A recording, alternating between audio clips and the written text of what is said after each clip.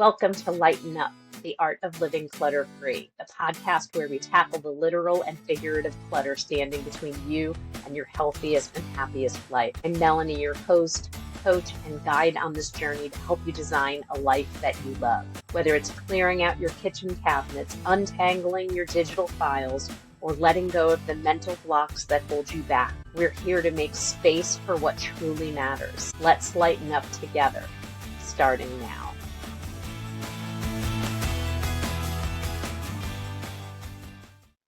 Hello and welcome to episode 39 of Lighten Up, the Art of Living Clutter-Free. And today we're going to talk about clutter as unmade decisions.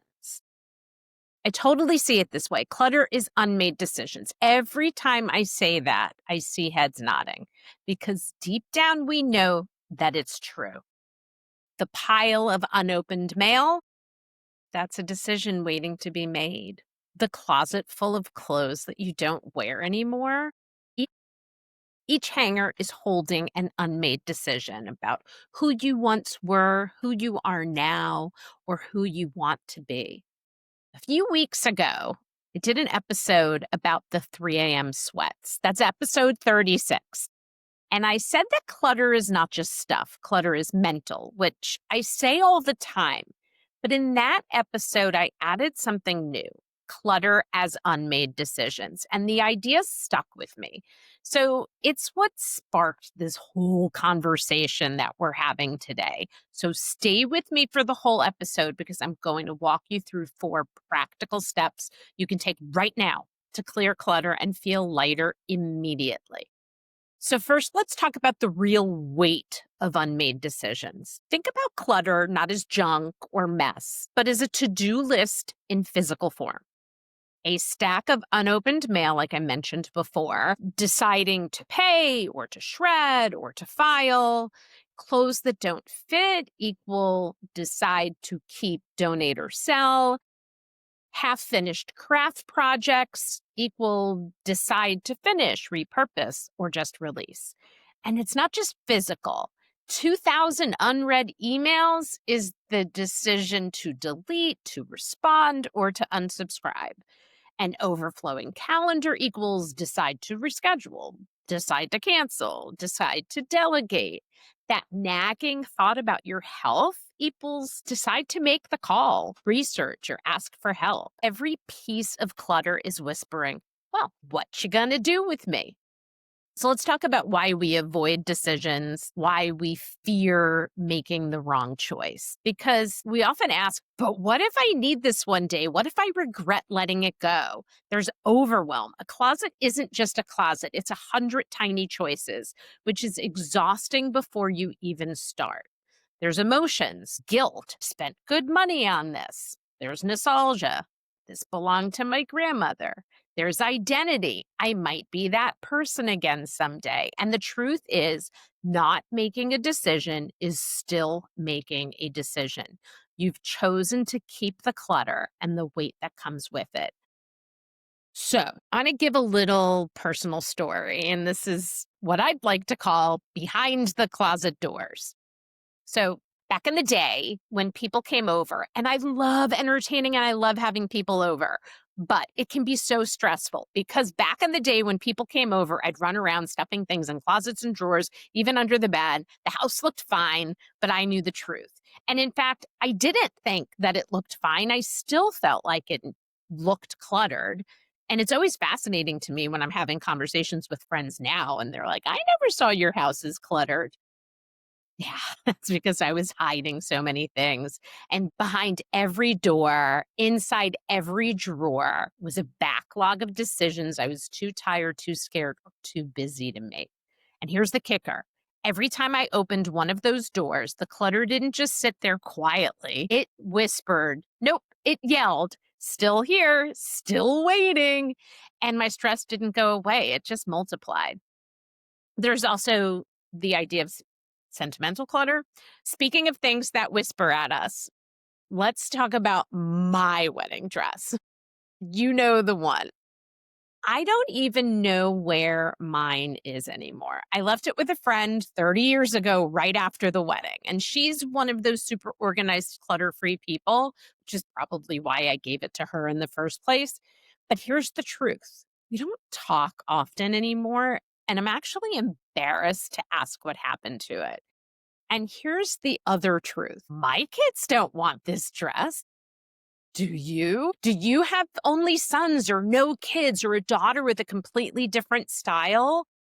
Then maybe we don't need the dress. In fact, one of my kids, if and when she gets married, I promise you, is going to be wearing a suit. So she doesn't need my out of style dress, even if I would wear it again. The dress is an unmade decision. Do I track it down? Do I store it? Do I let it go? Holding on, even mentally, is a way of postponing the decision. And let's be real, most of our kids don't want our wedding dresses anyway, and that's okay. So let's talk about other sentimental clutter that can trip us up. Yearbooks. For some people, they're a no brainer, toss them. But here's my confession, I kept every single one of mine from sixth grade through 12th grade and from all 3 years of college. And I do rummage through them every once in a while. For me, they're a keep. They tell my story. They tell the story of the gymnast. They tell the story of the girl who loved vintage clothing back then. They're the story of the girl with a short, curly, mock mohawk haircut who didn't always feel like she fit in. Here's the real question.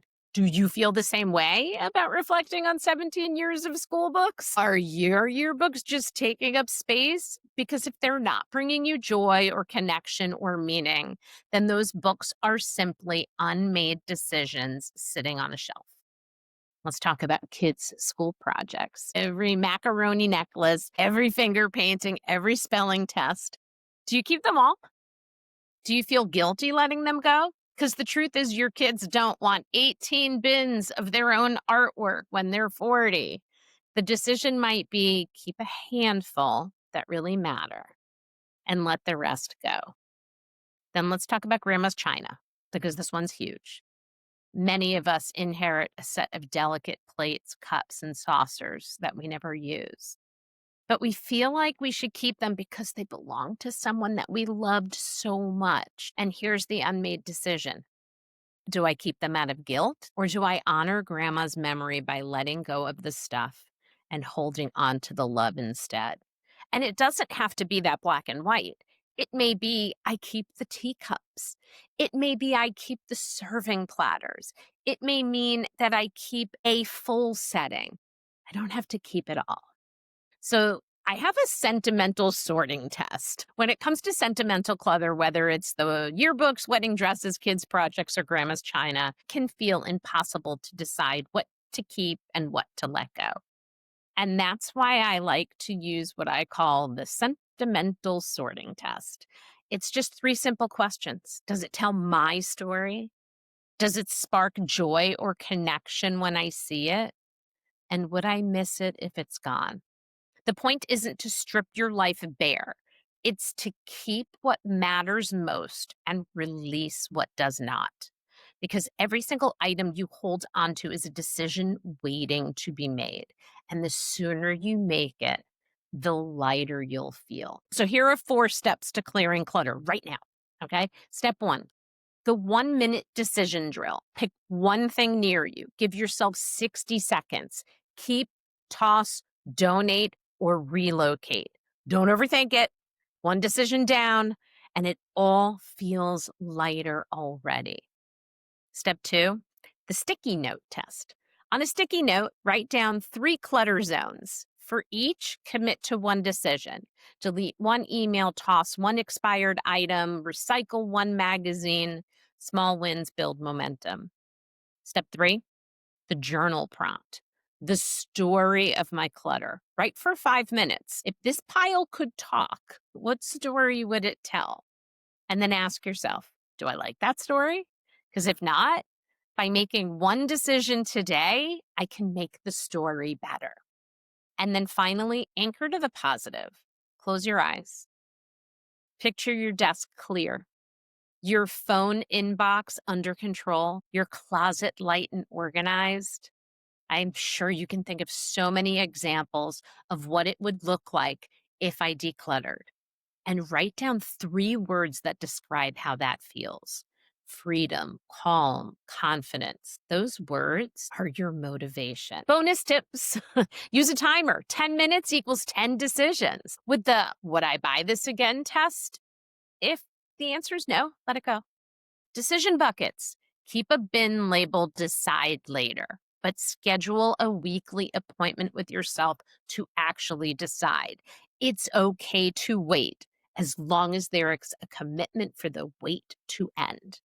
And remember, messy action always beats no action at all. Perfection is just another unmade decision in disguise. So you don't need to make every decision today, but every one you do, it chips away at the weight that you're carrying. And that's progress. That's momentum. And momentum feels a whole lot lighter than stuck. So remember, clutter is unmade decisions. Every decision you make is one step closer to freedom. If you missed episode 36, the 3 a.m. sweats episode, go back and listen. It is a perfect companion to this one.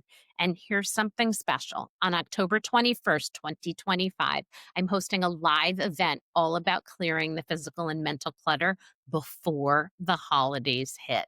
It's your chance to reset, recharge, and create some breathing room before the chaos of the season. And if you register before October 1st, you'll get your ticket for half price. Don't wait. This is one decision you'll be glad you made. Your life is waiting. Let's lighten up together. Thank you for tuning into this episode of Lighten Up, the Art of Living Clutter-Free. I hope you found a spark of inspiration to help declutter not just your space, but your mind and life as well. If you enjoyed this episode, please be sure to subscribe, leave a review, and share it with someone who could use a little lightness in their life. Remember, it's not about being perfect, it's about progress. Small steps lead to big changes, and I'm here to help you every step of the way. For more tips, resources, and ways to connect, check out my website, follow me on social media, and don't forget to check out the Design Your Healthy Life Strategy program to take your transformation even further. Until next time, keep letting go of what no longer serves you and making room for what truly lights you up.